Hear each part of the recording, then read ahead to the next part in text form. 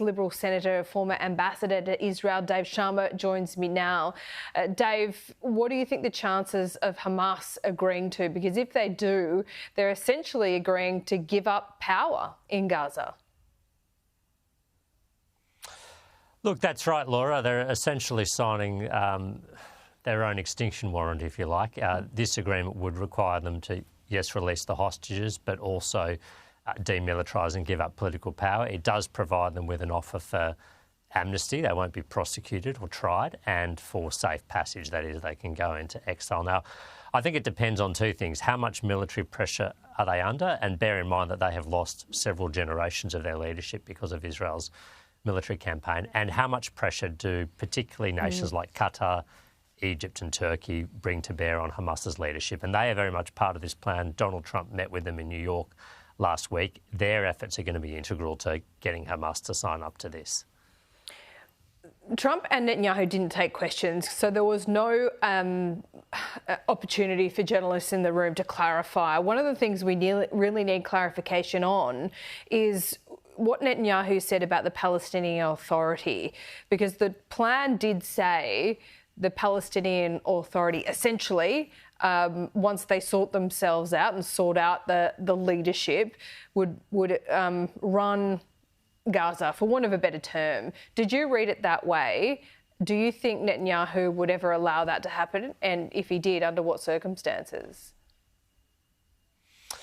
Yeah, so look, the way I read the agreement is there's going to be an interim civilian administration. There's going to be this so-called Board of Peace. So there'll be a whole range of countries playing a role. There's going to be a stabilisation force which will presumably be led by Arab countries. But there will be a civilian authority in which a reformed, and that's an important caveat, a reformed Palestinian authority plays a part. Look, what does that mean, do you think, Dave? Has been, what does a reformed Palestinian authority mean? A reformed Palestinian... Yeah. Look, I think it's a body that's had fresh elections, that is committed to peace and coexistence with Israel, that doesn't pay blood money to the families of martyrs, no longer makes payments to the families of terrorists, and it has its sort of governance overseen by best practice. Now, I think it's inevitable that the Palestinian Authority, with that wording, I think he would need to.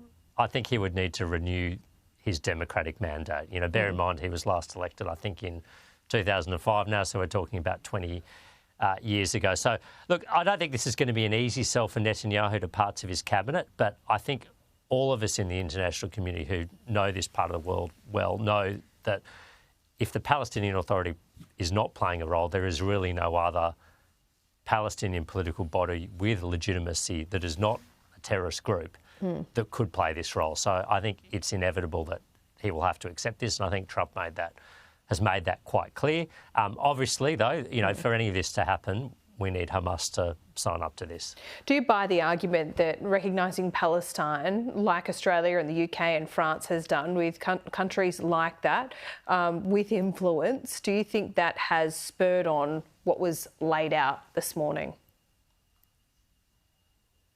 No, absolutely not. It's done exactly the opposite. I mean, I think it just shows how foolish Australia's foreign policy has been. You know, here we were speaking about recognising a Palestinian state last week that we could do nothing to help bring about, whilst the real work was being done with the US administration, with the Arab countries, with Israel. That's a group in which we would have normally had a seat at the table and a voice.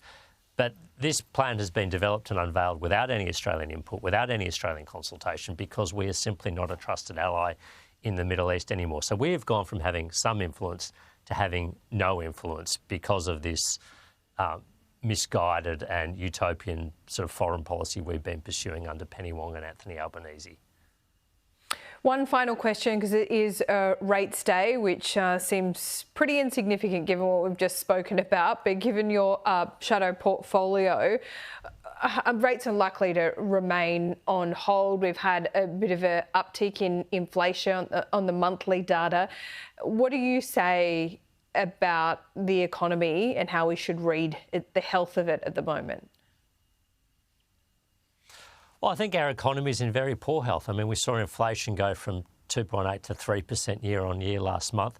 We've just seen the final expenditure figures for government come out, which show that government expenditure is at a 40-year high, that we've got a decade of deficits, that our debt is about to hit $1 trillion.